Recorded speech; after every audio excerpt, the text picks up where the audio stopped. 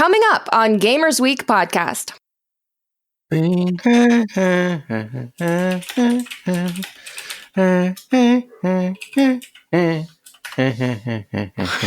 Peter Griffin.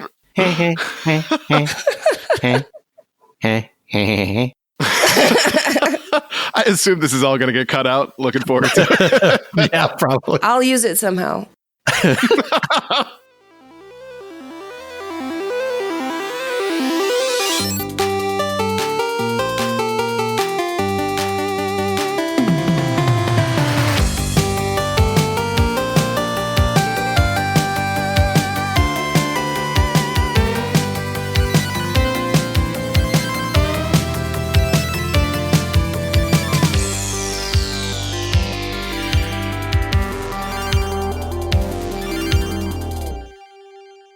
And recording. Okay. We're good to go on both ends.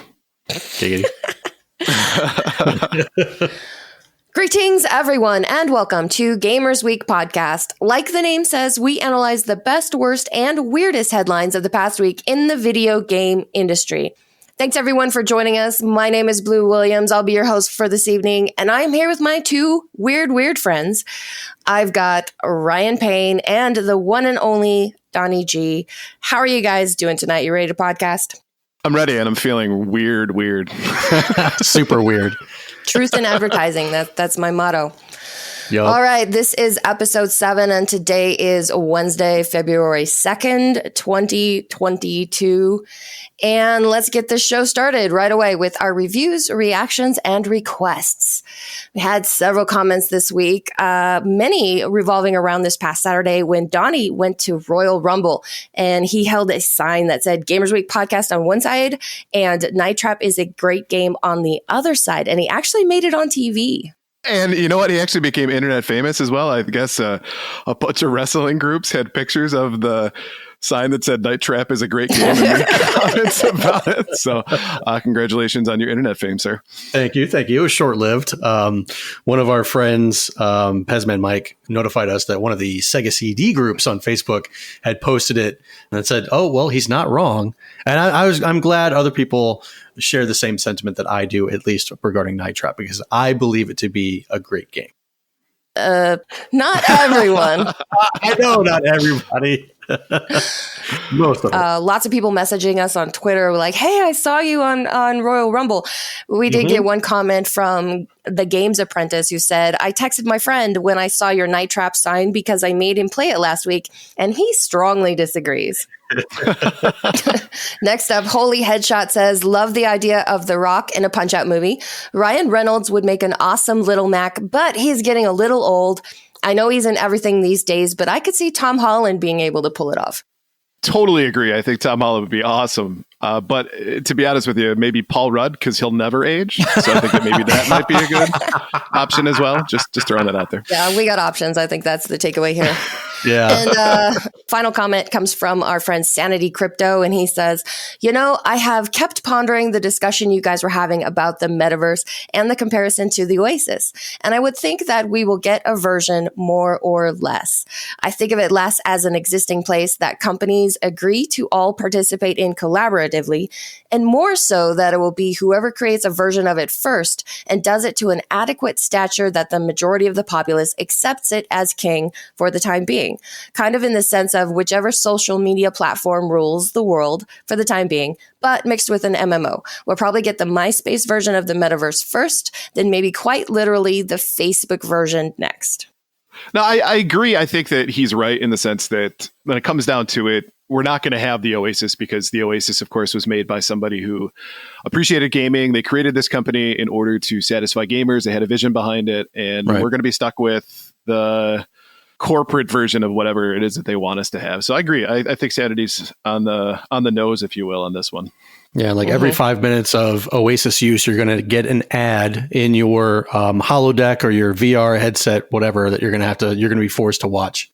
And it will listen to you as well the entire time. It'll spy on you, right? Yep. It'll be like, how did it know I needed hemorrhoid cream?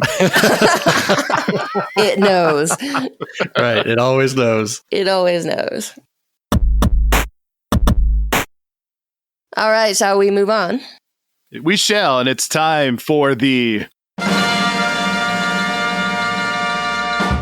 Very important poll.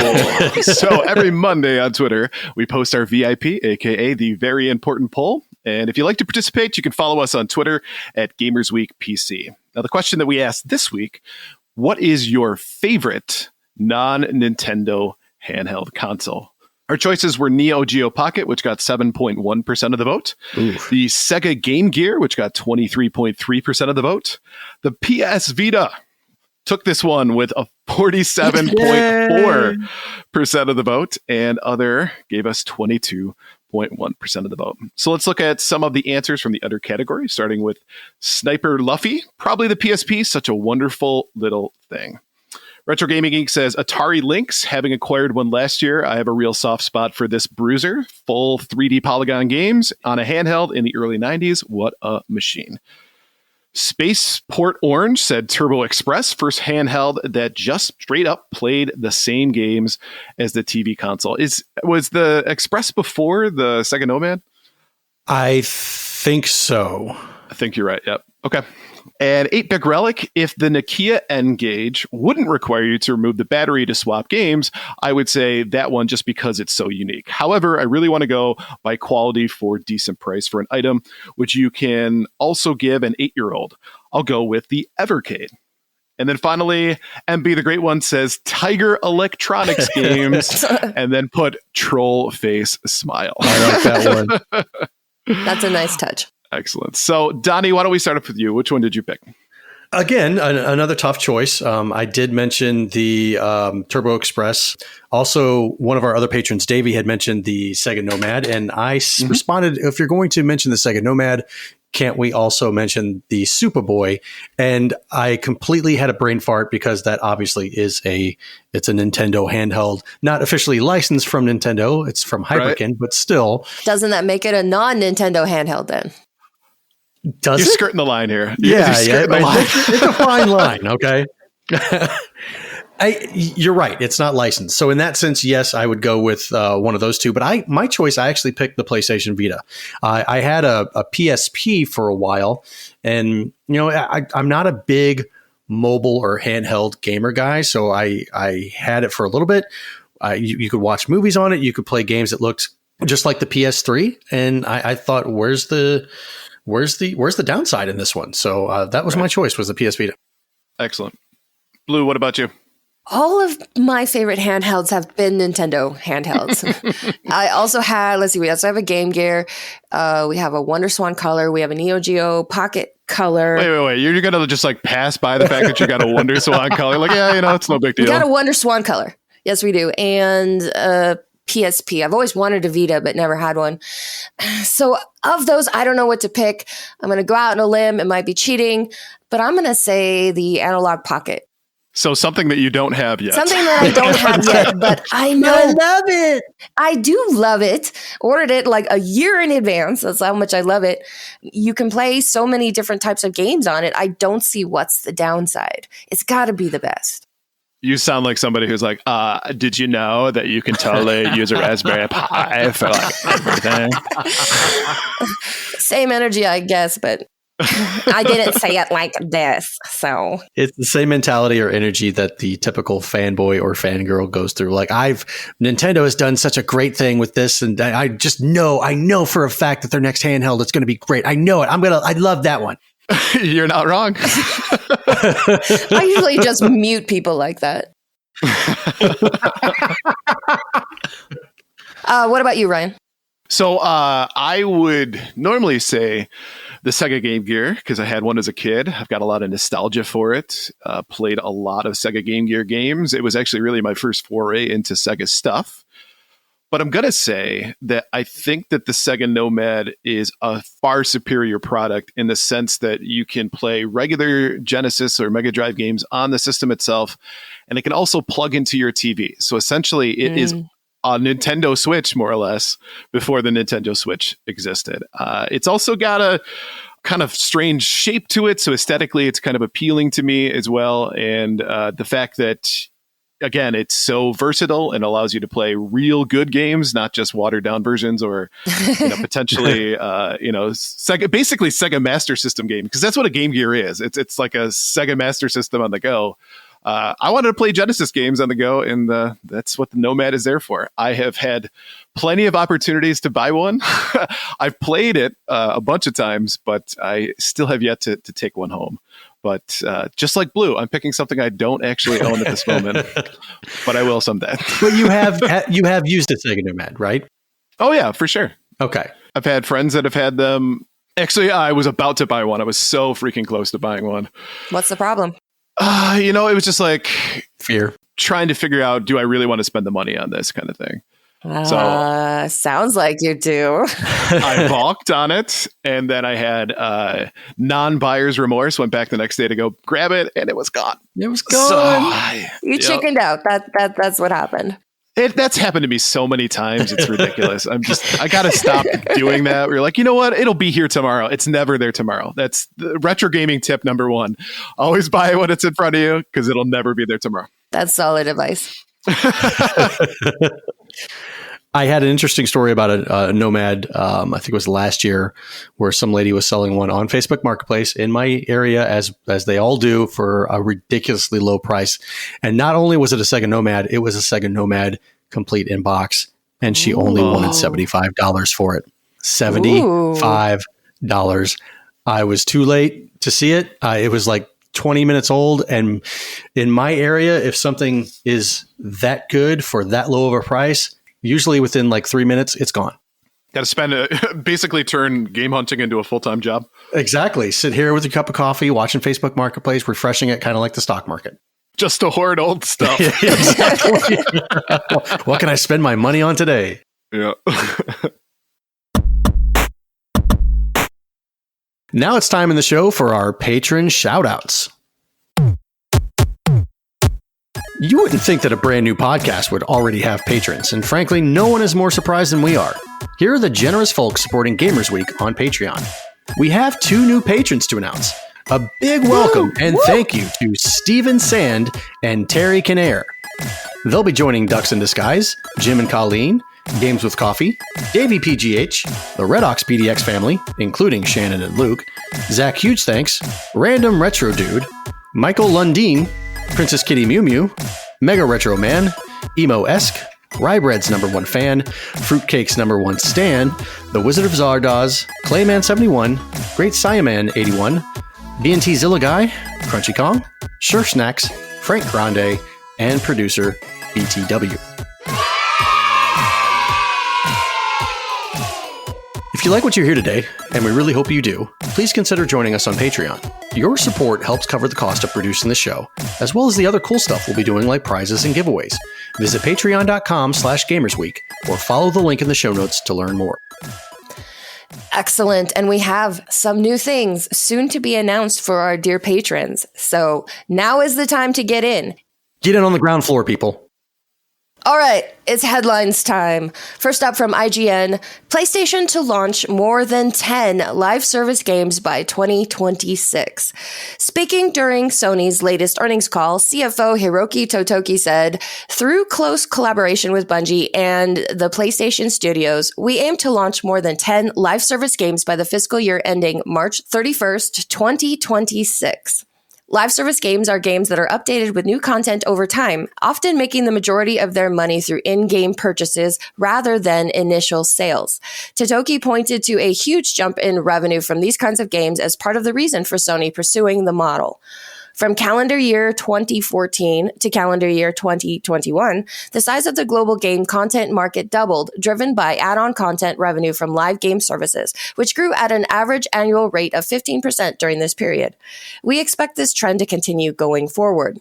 It will be something of a major shift for first-party Sony games, which have tended to focus on single-player narrative experiences in recent years, often to huge acclaim.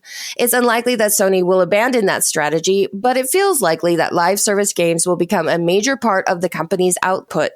Interestingly, while these may be first-party games, they may not be the exclusives that Sony is notable for sticking to. Totoki also said the company plans to extend its presence across non-PlayStation platforms, referencing the recent success of God of War on PC. "We intend to acquire new users and increased engagement on platforms other than PlayStation," he said. So live service games. Boo. Yeah, exactly. Boo is right. I don't I like the fact of giving us a base game and then continuing to update it over time. I have never liked that model. I like DLC every once in a while, depending on the game. Like I know Hollow Knight, I've recently played through that and actually bought the entire game with all of the downloadable content for it. I'm so proud of you. Oh, thank you. I'm at like 97, 98% finished on that game. Very nice. 112% is what I'm aiming for. Anyway, I like that sort of DLC and coming back and revisiting an old game like that, but continuing to pump out stuff for a game that you want people to continue to spend more money on it when you've only given you've only given them the tray and now they have to come back and pay for each little bit of food on that tray. I can't get on board with that. I'm always reminded of Destiny, which of course has been a huge success. But my problem, just kind of as an observer, has always been that I've seen people who didn't keep up with it. They got out of it, and then by the time they tried to get back in, they'd missed so much that they were so far behind. It was just like a barrier to re-entry, so to speak, of them being able to pick up the game again. And that does not interest me at all. I don't want a game that I have to grind constantly. You know, I think that there are games that we choose to do that with. So there are certain games, like, for example, I play Splatoon all the time. I got like 500 hours in it. But that's a game that I've chosen to play. It's the same gameplay every time I go online. I play with friends, whatever. And there's no opportunity, like you said, to miss out on that. But I don't want a game that basically is saying that if I sign up with this on day one, I got to stick with it for the next 10 years because I've invested so much money and time in it. That I would neglect playing other games because I have to do the quests or, go after the next thing every single time. That to me it's almost like it's forcing folks to say, you need to choose one game to play for the rest of your life. It's like those Twitter polls that go out and say, you can only choose one. Right. We're experiencing that now. That sucks. That's terrible. Case in point, World of Warcraft. I played that game for, I'd say about 8 years. And it got to a point where you had to log in, do your daily quests, spend a couple of hours doing that. And if you wanted to do any type of main game, in-game content, like big raids or whatnot, if you were buying the next chapter of World of Warcraft, like Burning Crusade, and you hadn't done any of the older stuff, nobody's focusing on that older stuff now. So if you haven't done it, it's tough to find other people that want to go back and try to get old gear or do old quests when all the new stuff is staring you right at the face. Right. And that's another thing that I don't like about these types of games is if you can't play by yourself. For most of them, you have to have a clan or a party, people to go with you. And I'm not interested in that either. Like if I want to play at 3 a.m., I want to play at 3 a.m. I don't want to have to worry about whether there's enough other people online to play with. Exactly. You can't sit there and text people at 3 a.m. and say, hey, you up? You want to play? It's like the weirdest booty call ever. Right? Hey, you up? Yeah, what's up? But that also brings to the point of like, what is the age range that would be this would be appropriate for? If you think about it, if you're in your 30s, chances are you've got a stable career, you've got a family potentially. Do you have the time to invest 6 hours a day into this game in order to just keep up to things? So who's your audience? It's kids in college. It's younger kids potentially. It's mid 20s, but that entire marketplace that I think that most people who have disposable income, and I think if I remember right, the average gamer is like 35 years old. You're alienating a huge swath of folks that would want to play games like this, but will not have the time because they'll be behind. And that also sucks to me. I don't know. I agree with what you're saying, but I also think plenty of 35-year-olds manage to play Destiny. Fair enough. And plenty of 35-year-olds find 6 hours or more to dump into gaming. How? Teach me how you have all this time. Well, especially for somebody with a family like myself, it's after I work a normal day shift at my job. I usually am done at 3 o'clock or 4 o'clock in the afternoon, spend time with family, eat dinner. And then after that, I do my gaming. And that can last sometimes until like 1 a.m., although recently I haven't been staying up as late. But that's where I typically get all of my gaming time in, is after I've done family stuff. You are a good man. You are the target market here for Sony. Sony's going to love you. It's a Donnie market. It is a Donnie market. That we need to trademark that thing, put it on a stamp, put it on a shirt, whatever. I like it. Donnie market. TM.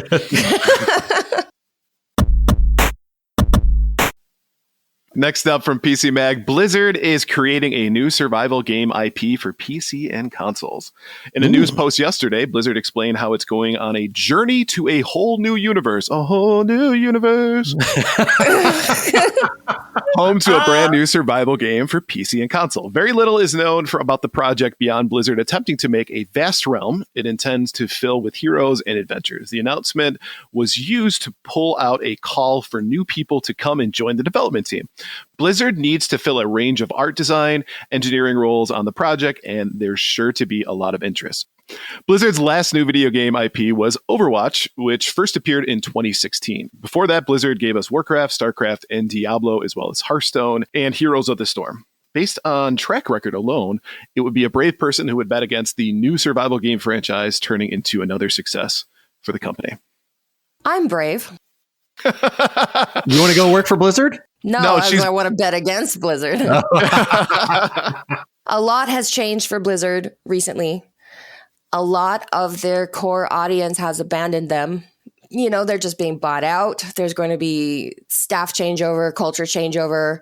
I don't know. And then the other thing is, as the article says, they've had so many successes. Like at some point, something's not going to work out. There's so many survival games to choose from now. Do we really need another one? Well, it all depends on what the content is and how well it's done. Mm-hmm. You know, because people will come out with whatever's hot in the market. Somebody's bound to come out with their own version of it, you know, just to see if they can strike gold and make it better than what's out there. It's the hot hand fallacy in any type of sport, like especially basketball. You get the hot shooter who keeps making these shots and you're like, oh, he can't lose. And that's kind of what Blizzard, or the thought or the consensus is regarding Blizzard right now, is all their existing IPs, like the ones mentioned, when are they going to put out a bust? So I'm going to be an idiot here and ask, what specifically constitutes a survival game? Let's go get the technical definition, shall we? You stay alive? No, I was looking like Left 4 Dead, that kind of thing. Is that what we're talking about here? Survival games are a subgenre of action video games, usually set in hostile, intense open world environments. Players generally begin with minimal equipment and are required to survive as long as possible by crafting tools, weapons, shelters, and collecting resources. Many survival games are based on randomly or procedurally generated persistent environments. I don't like survival games. Rust would be an example of that, right? Exactly. Yeah, or Don't Starve or any of those. I think there's a lot of indie games that do survival games really well, even if I don't particularly care for the genre. The odds are in Blizzard's favor. They know what they're doing. They know how to be successful, especially with games that are ongoing. Like I said, they got to screw up sometime, and they've screwed up a lot in the last few years. It's bound to happen. Blue sitting there like rooting for the dud. Come on, Blizzard. I hate Blizzard. Everybody knows that. Hate, loathe, hate, whatever. From Deadline, It Takes Two developer Hazelight Studios to adapt video game for TV film with Sonic the Hedgehog producer and writers. Video game developer Hazelight Studios will team with Sonic the Hedgehog co-producer Dimitri M. Johnson and his DJ2 Entertainment to bring It Takes Two to screen. The two-player video game, which took home the Marquee Game of the Year prize at the Game Awards in 2021, follows married couple Cody and May, who are struggling to keep it together for their young daughter. They're transformed into magical dolls and must navigate their hardest issues and insecurities with the help of an anthropomorphic couples therapy book named Dr. Hakim. No studio or network has been attached to the project yet, but Sonic the Hedgehog writers Pat Casey and Josh Miller, who will return to pen the film's upcoming sequel alongside John Whittington, will adapt the video game. The reception of It Takes Two has been absolutely stellar from press and players alike, said Oscar Walantis, studio manager at developer Hazelight Studios. We're very excited for the opportunity to expand this beloved IP beyond gaming for both old and new fans to appreciate. Now, are either of you familiar with It Takes Two? I haven't played this game. I've heard wonderful things about it, but I really like this story because It Takes Two was like the feel-good game of 2021.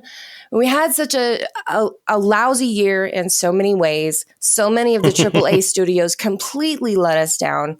It was kind of a blah year as far as AAA titles were concerned. And then along comes the Game Awards in December. And who should take home the Game of the Year award but this little bitty, feel-good indie game? And it was a huge win. And that was on the tail of It Takes Two. The game was having to abandon a trademark they were trying to file because of Take-Two Interactive. The AAA studios at that point seemed like they couldn't get any worse. And so it was a nice win for the little guys to see It Takes Two take home the GOTY. And now to see that they're getting a TV and film adaptation is really neat to see. I have yet to play this game. Yeah. It looks great. From what I've seen, it looks amazing. It's definitely in my wheelhouse. It's backlog, add it to the backlog because I have not had a chance to play it. Exactly. When I hear It Takes Two, I think of Rob Bass and DJ Easy Rock. It takes two to make a thing go right. I heard that and I'm like, that's where my mind immediately went.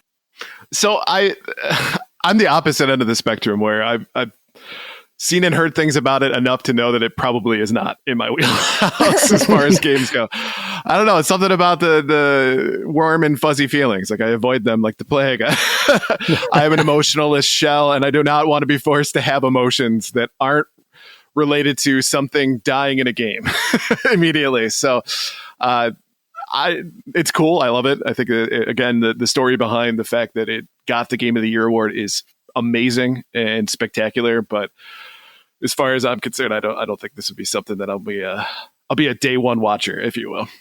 Don't you usually complain that non-Final Fantasy RPGs don't have serious enough stories for you? Yes.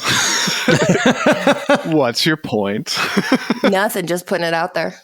Oh, I see. So you're just trying to undermine everything I have to say because that's my biggest gripe is, okay. Just calling out one of your flaws. There we go. I have so many. That's what I'm here for.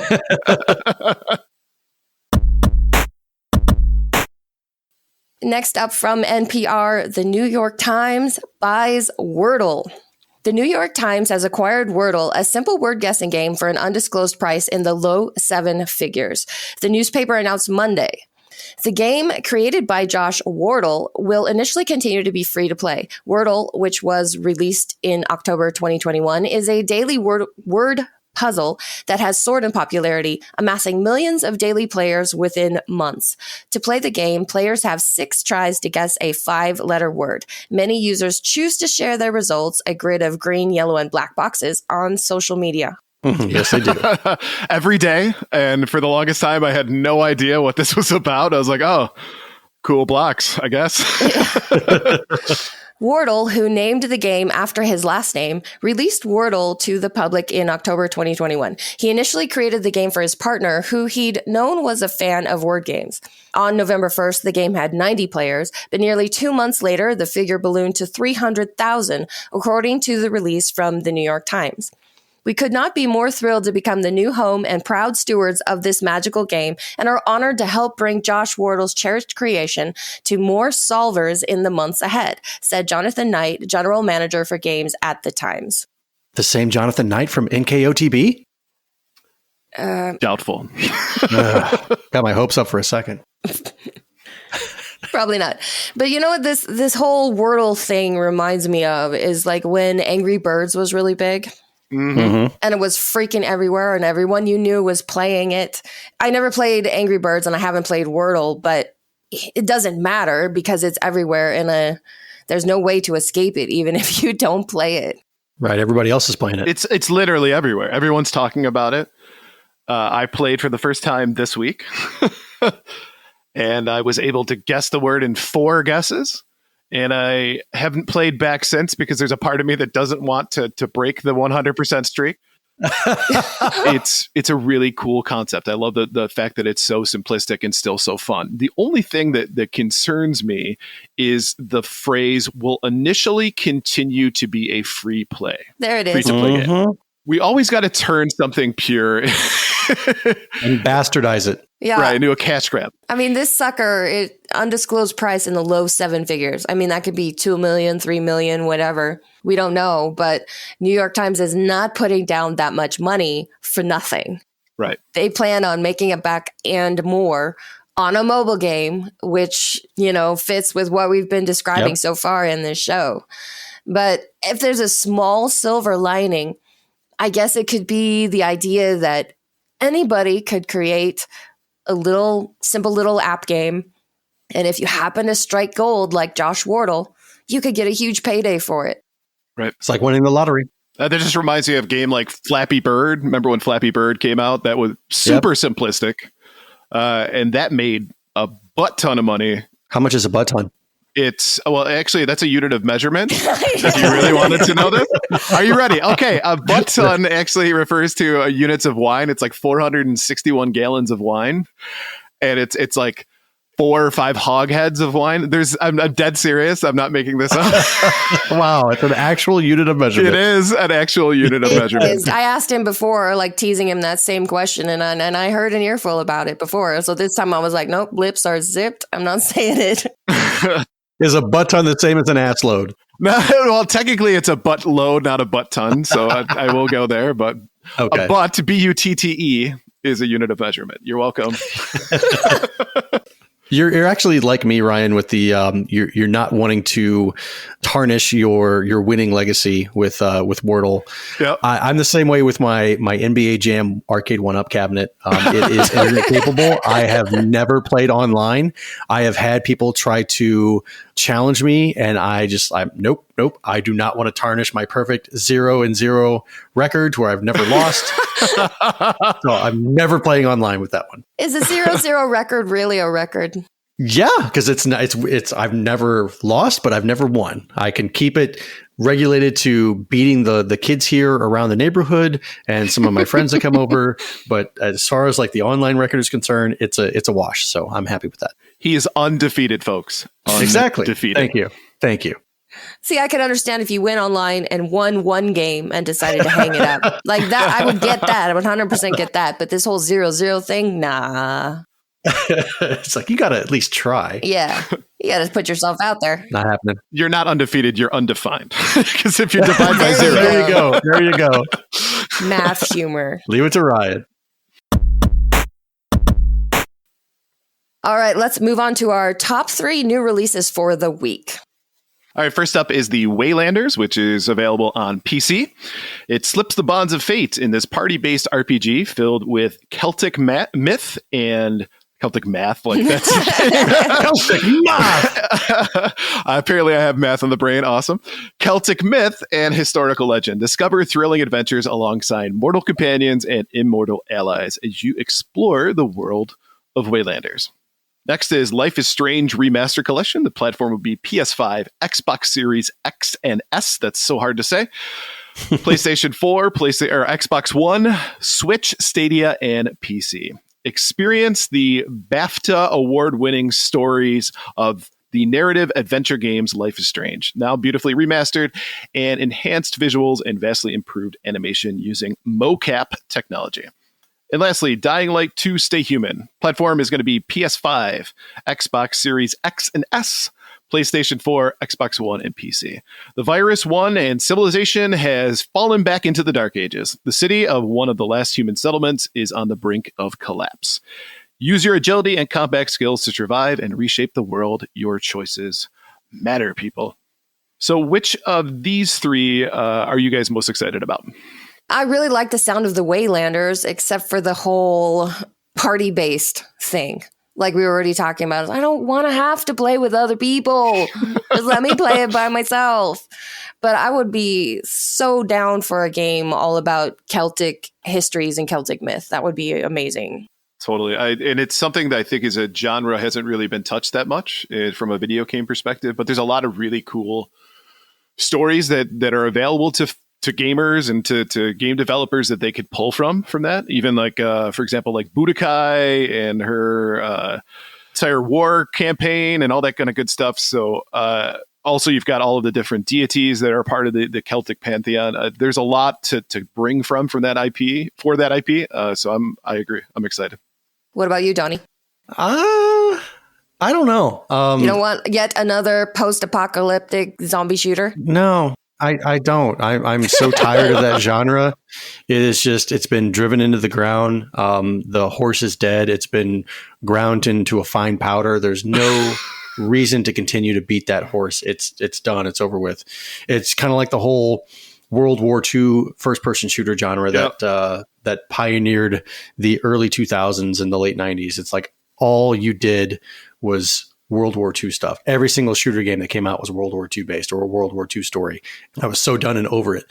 The Waylanders, I'm a little interested in. Life is Strange. I've played that game for the Xbox.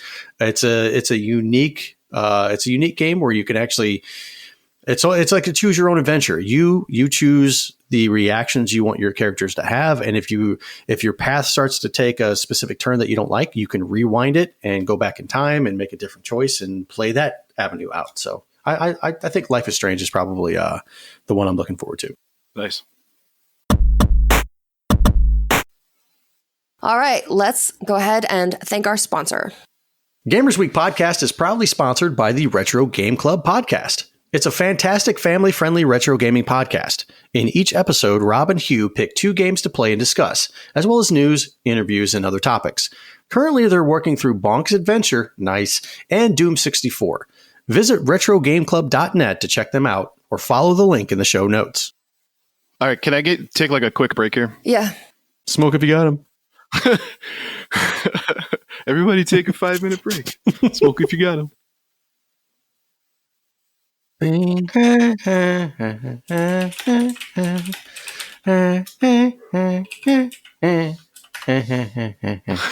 Peter Griffin.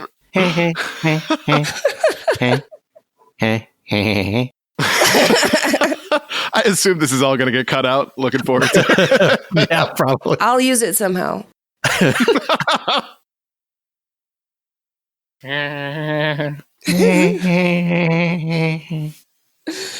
Okay. It's main topic time from Gizmodo. Why Sony really bought Bungie, and it's not just about Microsoft. Sony acquired Bungie on Monday in yet another colossal acquisition between 2 gaming giants. While the advantages of owning a AAA developer with a popular IP would seem obvious, the specifics of the deal have led to questions about Sony's strategy in the intensifying war against Xbox. Sony is spending $3.6 billion to buy Bungie, the developers of the first-person shooter franchise Destiny, and the creators of the Halo franchise, which is now under Microsoft rule. Despite being wholly owned by Sony, Bungie will continue to act as an independent studio when it comes to the development and publishing of its games. And in case this purchase worried Microsoft fans, Bungie games, both current and upcoming, promise to be multi-platform, meaning Sony won't force console exclusivity. Expansions, cross-platform features, and in-game items will continue to be offered on Xbox as they are on PlayStation. And finally, Bungie will exist alongside Sony's PlayStation Studio Group, rather than joining some 24 other studios under the division. In short, Bungie will operate as normal, but now belongs to Sony. Comparisons between this acquisition and Microsoft's recent $68.7 billion Activision Blizzard purchase, that is 19 Bungies, are inevitable, and they've led to some question whether Sony is properly leveraging its new asset. After all, Microsoft just purchased multi-AAA IPs from one of the largest existing game developers. Some of those titles will likely become exclusives, and the others will at least help boost Game Pass subscriptions. So then, what was it that Sony hopes to gain from buying a single studio that has focused all recent efforts on one game? In short term, Sony will welcome a larger player base and a steady stream of income from the purchase of expansions and in-game currency made by Destiny's sizable and stable player base. Maintaining that player base means keeping them together rather than fracturing the group, which can team up and compete thanks to crossplay. Microsoft will do the same with Call of Duty, although it's unclear whether that's a strategic decision or a requirement to honor existing agreements. Beyond a popular game that could help fill a gaping Gaping. Beyond a popular game that man, certain terms just like they show up and it's like immediately gutter. Beyond a popular game that could help fill a gaping first-person shooter hole, Sony is buying a studio with pedigree, one it can help expand and trust enough to release quality titles. Sure enough, Bungie CEO Pete Parsons wrote in a blog post that the most immediate change will be the ability for Bungie to more quickly hire talent across the studio. If all goes well, Bungie will follow Naughty Dog and Insomniac Games as Sony-owned studios whose releases drive huge sales figures and snatch awards at the end of the year. Sony can make for the ideal partner. Not only has the company shown an ability to nurture studios, but Sony Pictures, a sister division within the Japanese conglomerate, has the knowledge and resources to turn Destiny into a massive media franchise. We are mere weeks away from the release of the Uncharted movie, an adaptation of one of Sony's most successful video game series, and the post-apocalyptic thriller franchise The Last of Us is in the process of being turned into an HBO TV series. So the initial thought that all of us that this was just tit for tat with Microsoft may not exactly be the case here. They're not going to make anything exclusive in regards to it sounds like any future games potentially, but definitely with Destiny, they're not going to push anybody out. This is just another opportunity for them to gain another revenue stream, which is a good move by Sony. If you think about the studios that PlayStation or that Sony bought just last year in 2021, they bought Housemarque, who made Returnal. They bought Bluepoint, Firesprite, Nix's software, and they bought Valkyrie Entertainment, who of course did God of War and Forza Motorsports. So Sony's been busy for a while now. The fact that they would be scooping up studios is not new, but of course what makes this notable is that Destiny is such a huge title, as well as them being the originators of Halo, which is, of course, the Microsoft flagship series. Right. They even named after their personal assistant, Cortana, for crying out loud, from Right. Microsoft. Right. And you're exactly right, Ryan. They're doing it just simply for, or what looks like to be, just because of the revenue stream. But how long can Destiny continue to be a positive revenue stream for Sony now? With Destiny being out for X amount of years, we're already with Destiny 2. Is there a Destiny 3 in development? Will there be a Destiny 4? Is this something that people will continue to put their money in long term? And it sounds like to me similar to what they've announced, the fact that they've got 10 live service games, and obviously Destiny is one of those. So maybe they're bringing on the knowledge base that Bungie brings from having a successful one of those that they can bring to marketplace, so that if they decide to do that themselves, I mean, they got 10 of these potentially coming out by 2026. It sounds like it's a decent partnership for where they want to go with the company. Yeah, good point. $3.6 billion is still not nothing. It's a lot of money to invest into the future of gaming, but I don't want that to be what every game eventually becomes. It looks like that might be the direction, because all the news that we've been seeing is that, and especially with what we just touched on, most of these companies now want to make that base game and make you buy the add-ons. We've had the discussion amongst ourselves about the price of games being something that's going to go up. Well, the price of having a game that constantly changes and having to add new things to it is exponentially more for the consumer. So what you're talking about is potentially spending, hundreds of dollars for this game just to enjoy it. I was trying to figure out, see if I could look up how much money the Destiny franchise has made, and I can't seem to find it. I keep coming across this number that the original Destiny made $300 million in microtransactions. Wow. It's tough to argue with those kind of numbers. People initially put a lot of money into Destiny. They bought the base game. They bought all, the different expansions and various microtransactions, and then Destiny became free to play and pissed off a lot of its player base that had stayed with the game over the years and sunk a lot of money into it, that now people could play for free what they had put a lot of money into. Right. So to kind of go back to your original point, I don't know how much more life Destiny really has in it, but obviously Bungie knows how to make those kind of games and be very successful at them. So this is a really smart buy for Sony. As the article says, it fills that first-person shooter hole. How big of a hole did was the first person shooter hole? It was a gaping first person shooter hole. Sorry, I'm juvenile. I apologize. But one thing that could bring renewed attention back to Destiny is a movie route, like it kind of suggests here at the end. Right. And I'm cool with them using IPs to make new and exciting media. We've seen a lot of terrible in the past, like in the 90s and 2000s, adaptations of video game stuff. But recently, there's been some really great movies and TV series and stuff that have been made out of video games IPs. It's finally like they're figuring it out that right. We can finally make something that is similar to the game. It doesn't have to be exactly like the game. And you know what? We can still create new narratives and interesting stuff. Like for The Witcher, for example, Castlevania, the animated series was fantastic. Mm-hmm. So even Sonic the Hedgehog the movie wasn't that bad after they fixed it. No, that's good.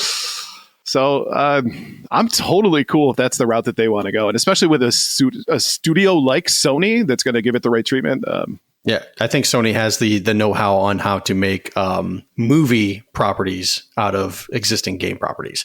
Case in point, I am very excited to see the new Uncharted movie, even though Mark Wahlberg is playing Sully. Are you kidding me? You don't like the mustache? No, Mark Wahlberg doesn't have a mustache. That's the thing. Sully's supposed to be an older guy, which I know Mark Wahlberg. He's in his 40s now. He's no longer the Marky Mark of old that we all know and love. But Sully is like a middle-aged older guy, like I'd say probably 50s or 60s. Yeah. He's got like salt and pepper with a mustache. Isn't this supposed to be like the Uncharted prequel story? I don't know that for sure. I'm pretty sure it's supposed to be the prequel story. Okay, then my whole argument might be wrong, but who knows? You can still make the argument that the mustache looks bad. It looks so bad. And here's the thing, people will argue that characters don't stay true to what the existing IP is. You can talk about the old Daredevil movie from the early 2000s with Michael Clark Duncan, and he played Kingpin, and he played a great Kingpin. Was that the Ben Affleck one? Yep. That was the horrible Ben Affleck one with what's the guy's name that played Bullseye in there? Colin Farrell? Yeah, I think so. I almost said Mockery, but definitely not Colin Mockery, which he would have been awesome. That's Bullseye. Yeah. People argued the fact that Michael Clark Duncan obviously is black and Wilson Fisk in the comics is white. The other one would be Nick Fury, who is a white character in the comics, who is a black character in the Marvel movie MCU. People will argue that all day long, but when it works, when who they've cast works, color doesn't matter. Yeah, I really don't care if there's a change into it, as long as it's entertaining. If you want to switch somebody from male to female, I don't care. Yeah, me neither. I'm here to be entertained. You want Larry Croft, the Tomb Raider? You know what? Yes! I would take a Larry Croft, like a Leisure Suit Larry Croft. I think would actually Leisure Suit Larry Croft.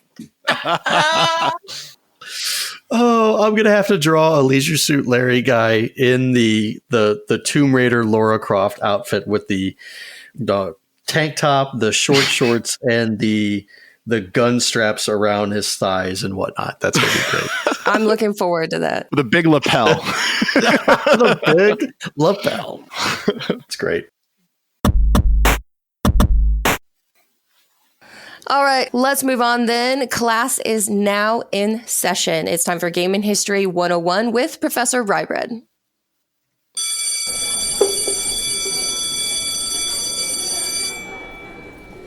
Thank you for coming, students. Please take your seats. Welcome to Professor Ryebread's Gaming History 101. And in today's session, we will talk about the technology behind the games that we played as kids and why a game from Europe might not work on a TV from North America. Of course, we're talking about PAL versus NTSC. So before I jump into this, you guys are, I would imagine, are familiar with this idea that in Europe had PAL, in North America we had NTSC? Yes, absolutely. The first time I realized it was when I went to London for a summer when I was in college. and came across a big DVD sale while I was there. Ah. So I was like, hey, cool. I bought a bunch of DVDs. And I was like, why won't they work on my laptop? You got whamboozled. Yep. I was like, dang it. And the interesting part about this is that it wasn't like consciously decided that there needs to be a difference between Europe and North America and Japan. It just has to do with kind of the technology that was decided a long time ago. So it's kind of where the reason to cover this topic was that, for one, it's two terms that get thrown around a lot, but rarely get discussed what they mean and why. But it's also a chance for you to actually anyone who doesn't listen to this podcast. So you're welcome. So starting off at the beginning, we need to explain something first about the nature of how electricity was first produced in turbines. And I promise you this is going to pay off later, so don't turn your ears off just yet. But I'm assuming you may have heard of the term Hertz. Have you guys heard this term Hertz before? My brothers used to give me a Hertz donut all the time. Oh, there we go. I knew that was coming, and I'm so glad you said it. But the term Hertz is actually, we think about it when dealing with computers, right? My system has this many megahertz or what have you. But Hertz, the term really started off with how many times a turbine spins per second. So if you're trying to generate electricity utilizing a turbine, that number, the more often it turns, the higher the hertz are going to be, right? So for example, 60 times a second is 60 hertz. So if we look at it from that point of view, the US decided that 60 hertz would be the standard back in the 1800s. We're talking all the way back in the day, because what they saw was less flickering of light bulbs at that speed. So they were able to maintain the signal long enough for like a consistent illumination of each light bulb. Now, Europe settled on 50 hertz for a similar reason. They started off at 40, noticed the bulbs were flickering, upped it to 50, and that seemed to work. So that's where the standards came. And that's where they've been for a very long time in both of those regions of the globe, right? 60 in North America, 50 hertz in Europe. So if you fast forward to when televisions were first being made, those television sets had to kind of match up to produce a picture using their supply frequency. So either 50 or 60 hertz, right? So this means that in Europe, screens were refreshed at basically 50 times per second, while in North America and Japan, they were refreshed at 60 times per second. That doesn't make a whole lot of difference as far as viewing goes when you're watching a natural TV show, because each time those broadcasts were made, they were made for those specific televisions and electricity output. So there's no difference. If you watch a television show in the US versus Europe, you're not going to experience problems in regards to that. So PAL stands for Phase Alternate Lines. NTSC stands for National Television Standards Committee. Both arbitrary terms, but we use them as acronyms to kind of explain things. Now, this is not a problem that we would see as far as game performance when games are coded at the right rate. However, in the 80s and 90s, the two biggest players in the marketplace came from Japan. That meant a vast majority of the games were being coded for 60 frames per second. So if we look at that from a technology point, it becomes a problem when you try to play a 60 frame or 60 hertz game on a 50 hertz television. So what ends up happening is slowdown by about 17%. And it's everything from like music to responsiveness to motion controls on the screen. All of that is, interestingly enough, reduced. Now, if you aren't familiar with how a game plays on a different console in a different country, you may not know the difference. And in fact, what we saw is probably one of the worst offenders of this one is Sonic 1 for the Genesis or the European Mega Drive. And you can actually hear the difference between the two. So what we're going to do is we're going to play a little bit of a soundbite, and I want you to be able to listen to see if you can hear. It's going to switch back and forth between 60 and 50 hertz. 60 is going to be a little bit faster, and 50 is going to be a little bit slower.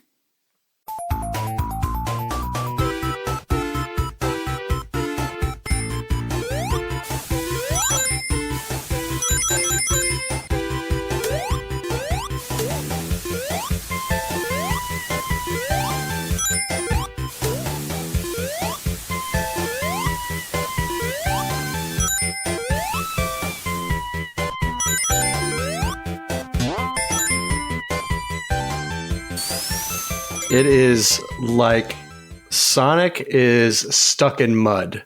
Right. Like it immediately throws me off. Like I know the tempo, the regular tempo of Sonic and how the music should play. And when I start listening to that, I'm just like, something's wrong. My brain is sending out all hands on deck. Something is wrong. Get to the battle stations. Figure this out. Reminds me of like when you're playing like an old NES game and there's too much going on the screen and everything just slows down. It gives me that vibe. So that's an interesting point to bring up, is that on the old NES, if there were too many sprites on the screen at once, it would in fact slow things down because the processor in it just couldn't keep up with things as they were going on. So you're right. That's a kind of a similar experience. And actually what's happening here, it's kind of the same thing, not 100%, but it's similar. So the slowdown actually has nothing to do with the system itself. So the system itself could output at 60 hertz for a Mega Drive, but it's actually due to a mismatch between coding for the game and the TV itself. So basically the TV won't accept the signal as it's intended. So the end result, it's like pushing a game through a funnel, right? If you're looking at it from a 60 hertz perspective, you're basically pushing it through a tube. It runs exactly as it should at the speed that it should. But what we're doing is we're bottlenecking the game a little bit. So it stretches it out, right? So, for example, what would take 40 something seconds on a Genesis will take 50 something seconds on a Mega Drive. Now, does that mean that everything about PAL was awful and that it's not the best TV to use? No. In fact, the TVs in Europe were set up to use certain plugs, which meant that the TV could receive both composite and RGB signals. So the picture quality was better. So what you see is that the colors were far more vibrant on a PAL TV than they were on an NTSC TV.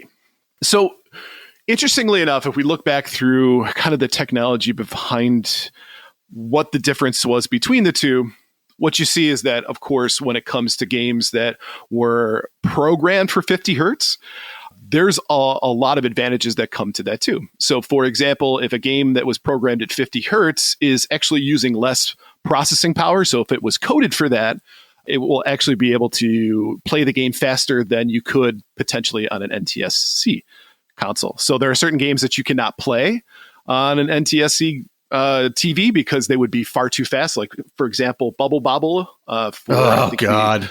Yeah, I know your favorite Ultimate one. Bubble Bobble. Or New Zealand Story is another example of a game that you wouldn't be able to play if you tried to do it on a 60 hertz TV. So again, there are games that were programmed for PAL, that were games that were specifically programmed for NTSC.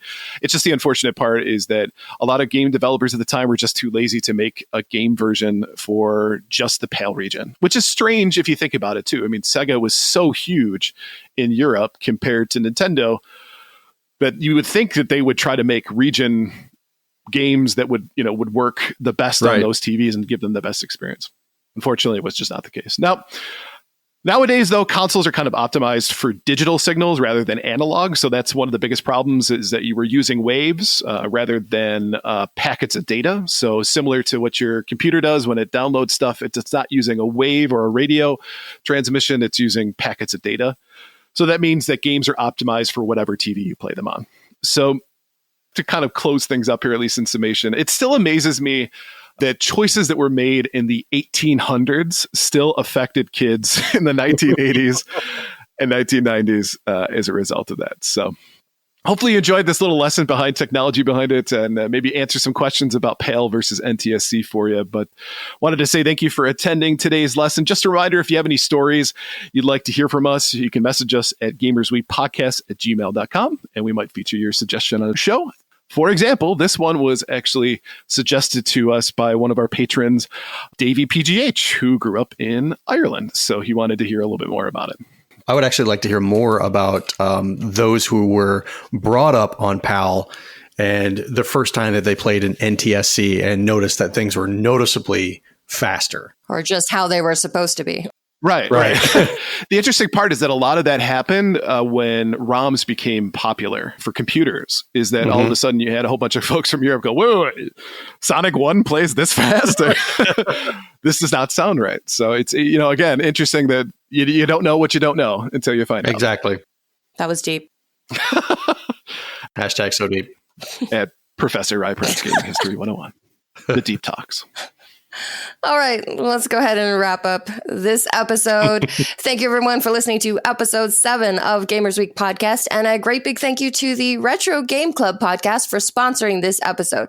Don't forget to check out their links in the show notes. Thank you. If you want to connect with Gamers Week, follow us on Twitter at GamersWeekPC. You can email us at gamersweekpodcast@gmail.com. Check us out on Twitch at twitch.tv/GamersWeekPodcast. Visit our merch store at gamers-week-podcast.creator-spring.com. Or if you want to do it the easy way, follow the link in the show notes. And join us on Patreon at patreon.com/GamersWeek.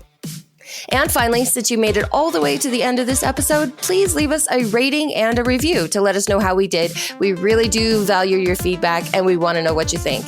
And while you're there, consider subscribing on iTunes, Spotify, or your podcast platform of choice.